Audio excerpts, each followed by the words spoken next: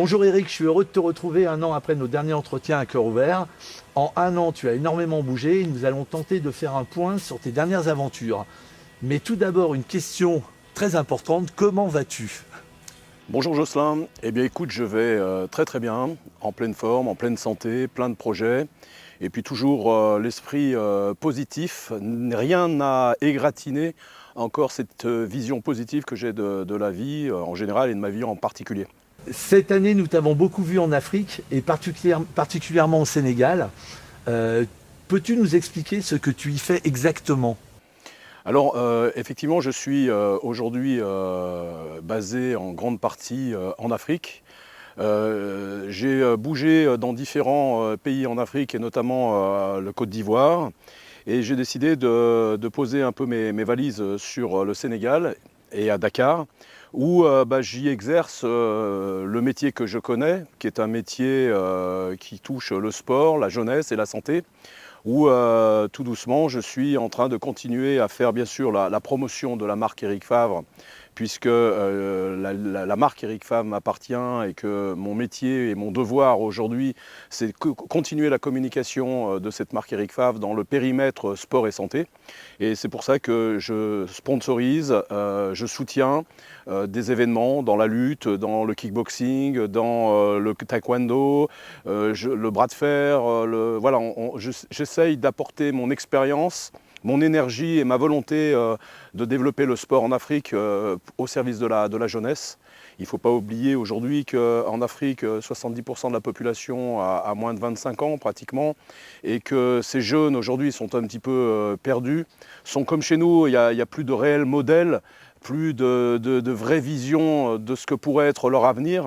Et je pense qu'à travers le sport et puis l'entrepreneuriat, puisque c'est aussi de l'entrepreneuriat, on peut leur donner un peu d'espoir et puis surtout leur donner une vision de comment ils vont pouvoir demain s'occuper de leur propre vie et surtout celle de leur famille ou de leur village. Alors en t'écoutant, je comprends quand même que pour l'instant, c'est beaucoup d'investissement. Quel est ton modèle économique là-bas et est-ce vraiment rentable pour ta marque? Alors, effectivement, aujourd'hui, je suis dans une phase d'investissement, c'est-à-dire que j'investis 100%, voire plus, que de tous mes royalties aujourd'hui qui étaient dispatchés autrefois sur différentes contrées. Je les ai concentrés aujourd'hui sur l'Afrique. Donc j'investis autour de la marque Eric Favre pour faire la promotion de cette marque Eric Favre dans le monde du sport et de la santé. C'est un investissement que je fais moi à 100% sans aucun retour sur mes investissements, puisque c'est un retour que je ne peux pas calculer, puisque c'est le laboratoire en vendant les produits. Je pourrais le vérifier d'ici un an ou deux en voyant la progression du chiffre d'affaires dans les différentes zones.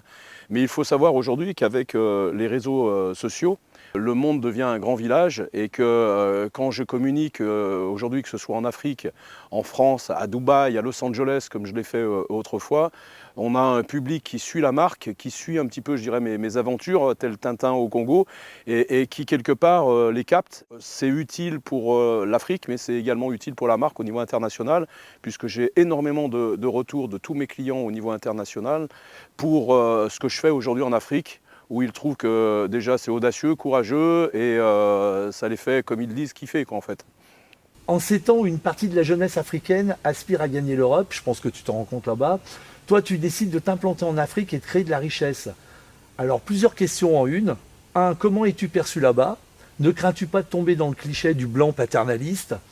Et ou comme je le pense personnellement en te connaissant, les rapports sont bien plus simples et plus professionnels que ça. J'aimerais avoir ton avis là-dessus parce que tu le vis en direct.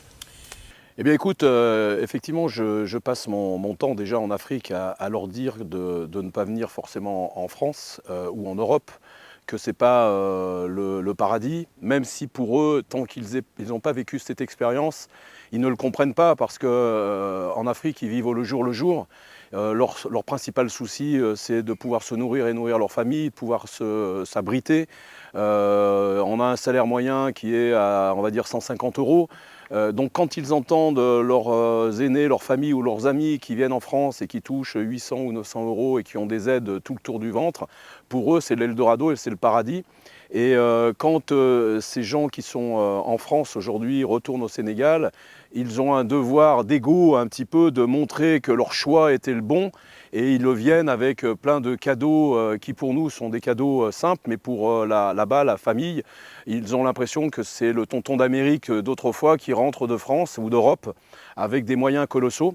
Et moi, étant français et vivant, je dirais, l'aventure française et voyant comment vivent nos immigrés, je veux dire aujourd'hui, avec toutes les tensions qu'il y a actuellement à ce niveau-là, pour pouvoir les fréquenter en permanence aussi bien en France qu'en Afrique, je dirais que ça m'a ouvert l'esprit d'une manière beaucoup plus importante, en étant sur le terrain également.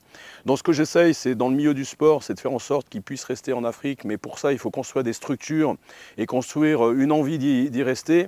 Et mon challenge, c'est de me dire, bon, d'ici 2-3 ans, j'aurai des structures avec 100% africaines et sénégalaises, et après ivoiriennes et autres, qui permettront à des athlètes de rester chez eux, de se préparer correctement pour pouvoir aller affronter les athlètes à l'international, mais tout en restant 100% africain. Je suis pour le panafricanisme à fond aujourd'hui, c'est clair. Et faire venir des étrangers, des Français, je dis des étrangers, mais faire venir des Français, des Européens, là-bas en Afrique pour se préparer, parce que franchement, se préparer à Dakar, à Saly ou à Saint-Louis, c'est quand même mieux que d'être en banlieue parisienne, dans des locaux où on est au bord du périph' et des choses comme ça. Là-bas, ils ont de l'or en barre dans les mains pour pouvoir faire des bonnes choses. Donc voilà, c'est ma vision. Tu sais que j'ai toujours été un peu idéaliste. J'ai retrouvé en plus des sensations là-bas en Afrique que je n'avais pas ressenties depuis 50 ans. Mes sensations d'enfant, de la famille, du village, de se débrouiller, du système D pour pouvoir survivre, pour pouvoir s'en sortir. La joie. On danse, on chante, et pourtant on ne sait pas ce qu'on va manger la semaine d'après. Donc tu sais, depuis que je suis gamin, j'ai toujours aidé le moins fort de l'école, le moins machin, etc. Et donc je pense que pour finir ma vie, après ce que j'ai vécu ici en France, où je me suis donné pendant 30 ans corps et âme pour pouvoir défendre le drapeau français et ce qui m'est arrivé, et aujourd'hui je suis complètement obsolète dans le système français, je l'accepte. Mais je ne me vois pas à la retraite, donc je me dis je vais amener mon expérience, mes compétences, mon énergie, mon amour que j'ai de la liberté et de l'entrepreneuriat, et je vais l'amener dans un pays où pour moi rien n'est fini, c'est pas trop tard, et je me sens aujourd'hui vraiment 100% africain.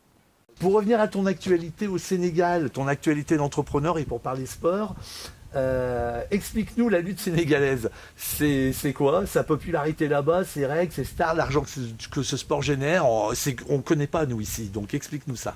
Alors effectivement, la lutte sénégalaise, c'est vraiment un sport qui est 100% sénégalais. La lutte est connue dans le monde entier puisque la lutte est au niveau des Jeux Olympiques. Mais la lutte sénégalaise a de spécifique, elle a des règles à elle et qu'elle a les points. C'est-à-dire qu'on peut donner des coups, ce qui n'est pas le cas de la lutte traditionnelle. Et il y a un côté très culturel, je dirais même mystique autour de la lutte. Et comme la lutte aujourd'hui et pendant longtemps a été le premier sport national, qui a été aujourd'hui dépassé bien sûr par le football, et puis il y a des sports comme le basketball qui arrivent, etc. Mais la lutte reste le sport national, le sport culturel, où tous les gamins font de la lutte sur la plage et rêvent de devenir des stars de la lutte, comme le sont Bombardier, Tafatine, Homosen, Balaguer, Gribourdeau, Modelot, et puis j'en passe plein, et les anciens, etc. Donc c'est vraiment quelque chose qui est ancré dans leur gène et dans leur ADN. Et on a besoin aujourd'hui de moderniser un peu ça, de le professionnaliser. Il ne faut pas oublier quand même que la lutte, c'est un sport qui remplit des arènes à 20 000 personnes. Et ça plusieurs fois par mois. Il y a beaucoup aujourd'hui de promoteurs français qui aimeraient avoir au moins la moitié ou le quart de celle-là. C'est magique, c'est fantastique, c'est une ambiance qui est énorme. C'est à l'africaine. Il y a beaucoup de folklore, de culture et autres. Et un lutteur aujourd'hui peut gagner entre 1 000 € et 150 000 € pour les plus grands. Donc c'est un sport aujourd'hui qui est extrêmement important pour une raison qui est très simple. Quand vous avez un athlète du MMA et autres qui gagne 150 000 €, vous allez le voir avec la Ferrari, la Rolex et des trucs comme ça. Ce qu'il ne faut pas oublier, c'est qu'en Afrique, quand cet athlète gagne 150 000 €, c'est toute une région, tout un village qui fait vivre. Donc c'est d'une importance qui est capitale. Quand vous avez un athlète lutteur qui se déplace, il déplace avec lui sa région.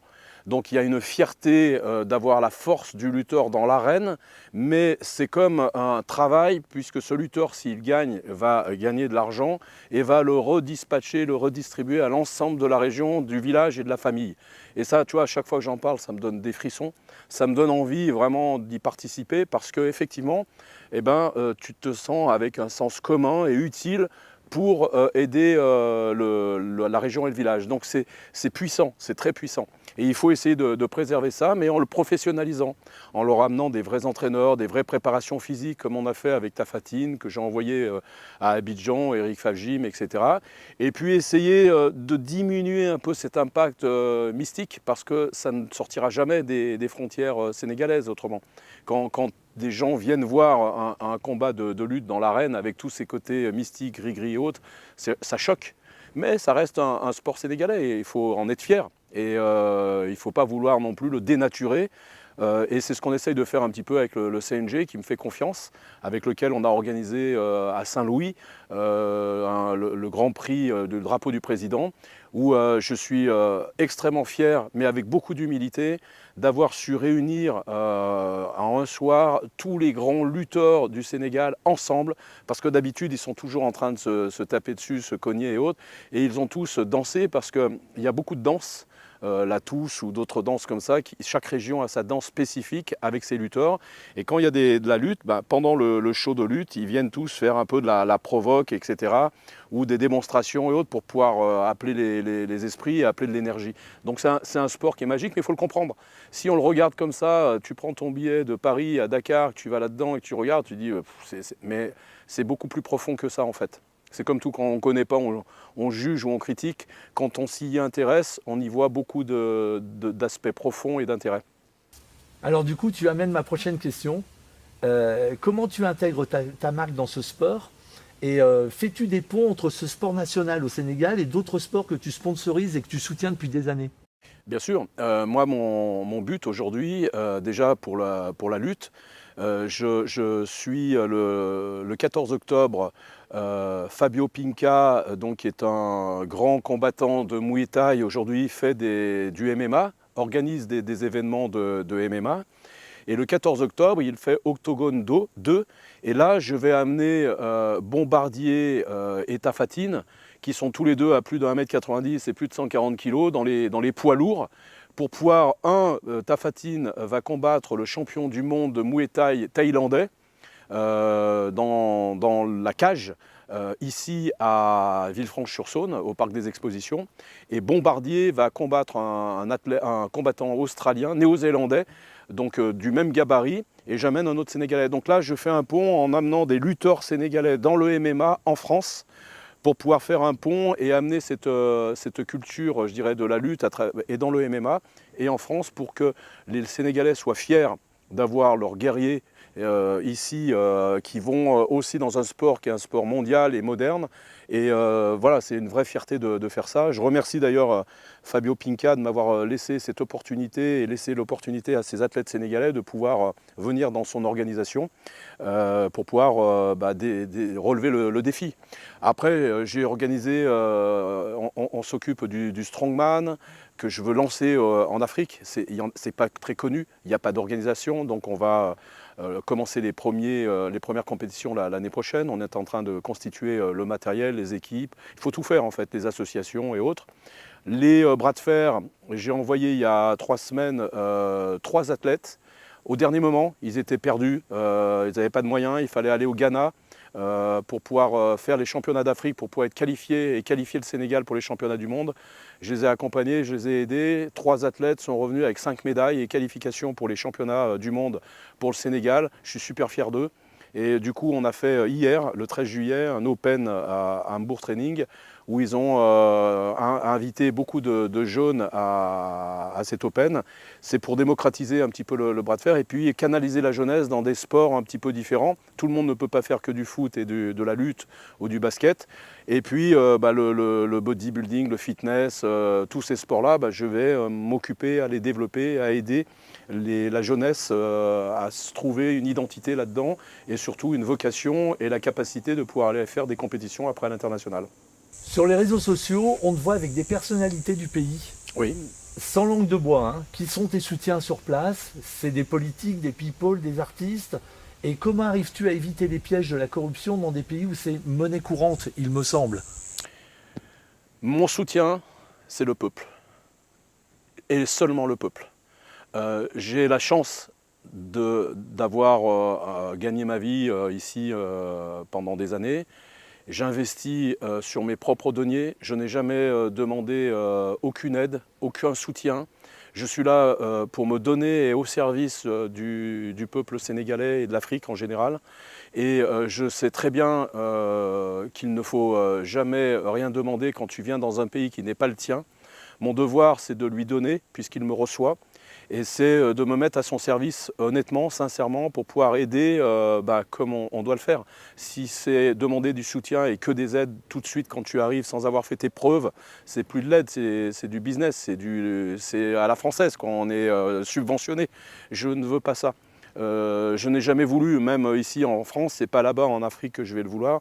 Par contre, je vais en profiter pour dire quelque chose qui m'a énormément touché.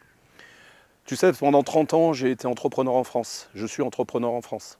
J'ai fait beaucoup de choses, bien, moins bien peut-être, mais toujours avec le cœur, toujours en me donnant à 100%, en étant passionné, en essayant de faire le bien autour de moi.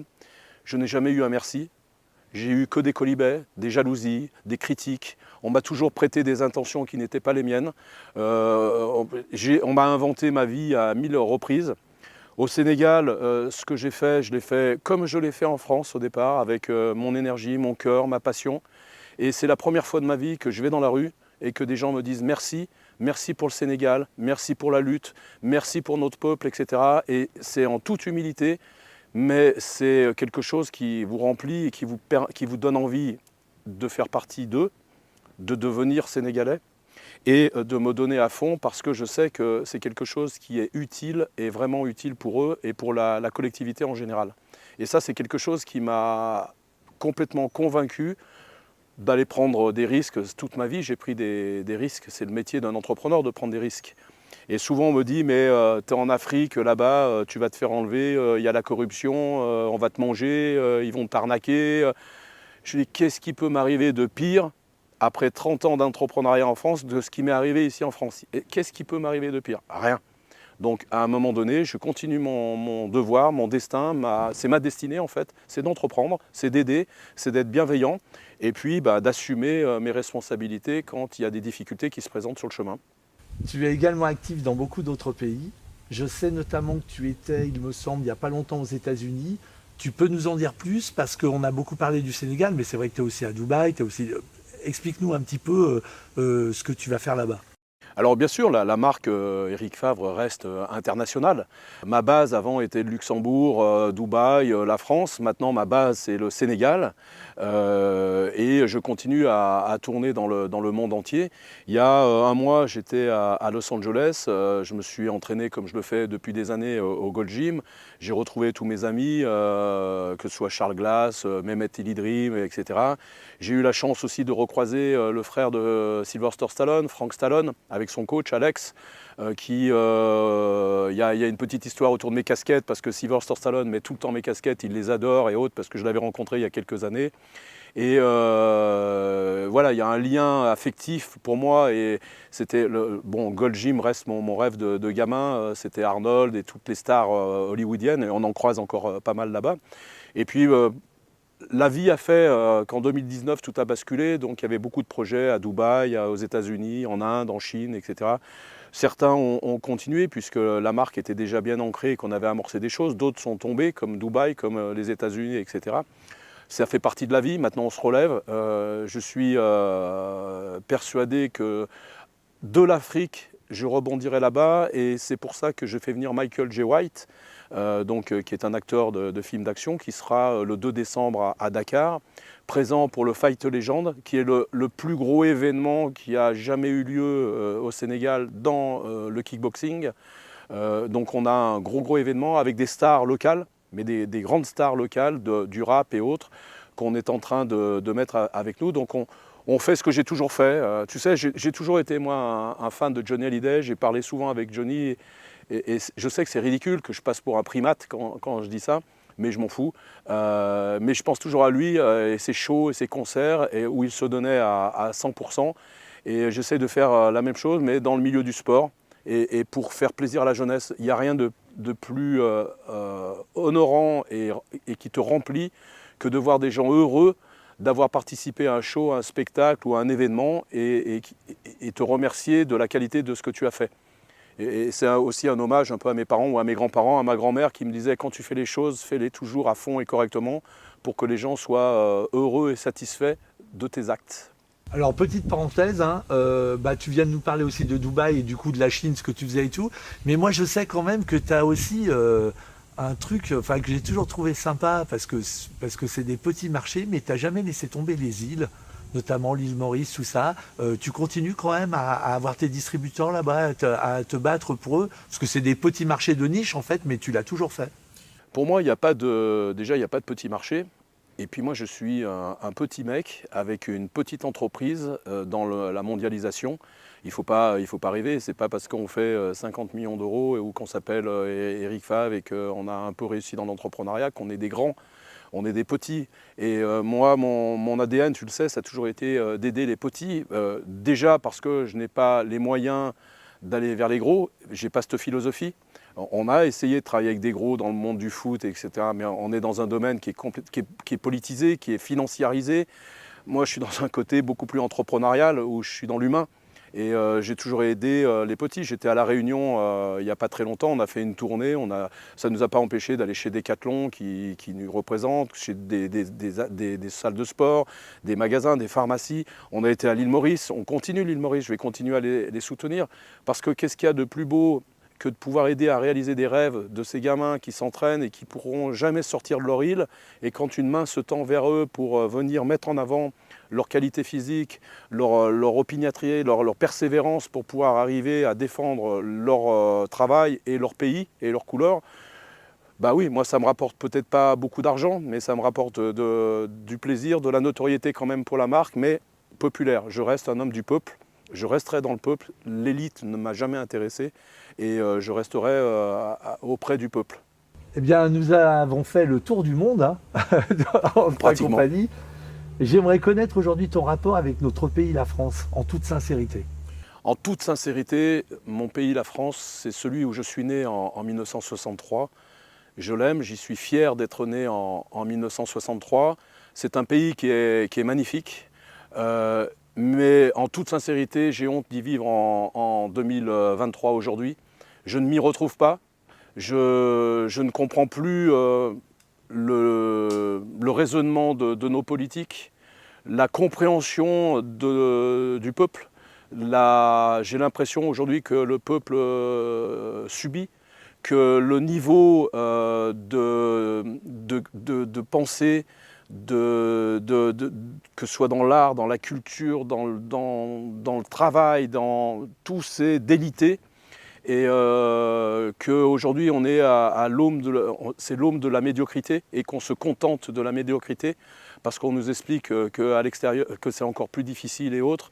Et quand on voyage et qu'on voit des pays comme l'Asie, comme le Moyen-Orient, comme l'Afrique qui est en pleine expansion, où il y a de l'enthousiasme, où les gens, ou l'Inde, qui sont persuadés qu'ils sont devant des 30 glorieuses, où il y a une énergie, un enthousiasme, où rien n'est impossible.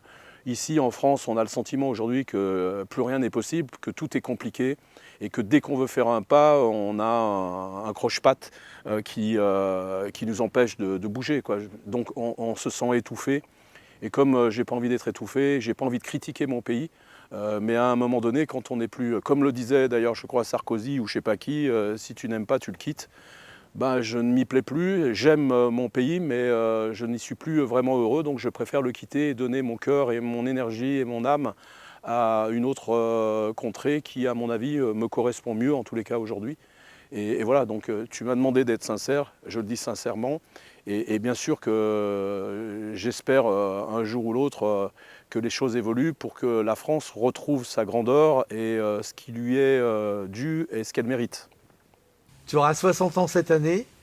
C'est une date particulière, hein, puisque c'était il n'y a pas si longtemps que ça, la date de la retraite. Tu te vois comment, c'est que ça génère? Je me vois, si tu veux, je ne me vois pas cantonné dans le temps. 40, 50, 60, pour moi, n'a aucune importance. Tu sais, je suis souvent parti du principe que le temps n'existait pas. J'essaye des fois de sortir des carcans éducationnels, culturels, ou ce qu'on veut nous faire penser ou croire. Je suis tout à fait lucide que je suis né le 27 décembre 1963 et qu'un jour je vais mourir. Et quand et comment n'a pas vraiment d'importance puisque je ne le maîtrise pas. Ce que j'essaie de maîtriser, c'est mon quotidien à travers ma santé, à travers ma pensée, d'avoir plutôt des pensées positives, d'être bienveillant, d'avoir la capacité de gérer mon énergie et de ne pas, quand je dis la gérer, c'est de ne pas dépenser plus d'énergie que j'en ai parce que là tu tombes dans la maladie où tu tombes après justement, ne pas faire les choses correctement. J'essaie de faire des choses qui me plaisent et j'aborde mes 60 ans comme j'ai abordé mes 30, je dirais avec beaucoup de rêves encore en tête, avec beaucoup de choses à réaliser et avec beaucoup de pragmatisme. Il y arrivera ce qui arrivera, mais tant que je suis vivant, que je peux mettre un pas devant l'autre, bah, je continue mon chemin allègrement et avec beaucoup de légèreté dans le cœur et dans la tête. Le jour où tu partiras, comme nous tous, hein, tu aimerais qu'on dise quoi de toi? Ça n'a pour moi aucune importance. Aucune importance. Franchement, tu sais, toute ma vie, on a dit plein de choses sur moi. Donc, de mon vivant, déjà, j'ai appris à ne pas y faire attention parce que c'est souvent blessant. Et même quand les gens ont envie de te faire plaisir ou apporter une note d'attention sur toi, on n'a pas toujours la délicatesse, et moi le premier, hein, la délicatesse de dire les bons mots et les bonnes choses. Donc je préférais qu'on ait une pensée silencieuse, qu'on ne marque rien et que ce soit mes enfants et mes descendants qui portent ma mémoire et ils l'aborderont comme ils seront à ce moment-là. Mais je serai plus que dans des vibrations et ça n'a vraiment aucune importance, mais sincèrement. Merci beaucoup Eric pour cet entretien qui est comme toujours très très sincère, très honnête, très ouvert. Vraiment, je voulais te féliciter pour ton énergie, pour tout ce que tu déclenches et pour ta force, ton courage dans plein de combats. Et merci encore pour cet entretien. Je suis très content de l'avoir fait.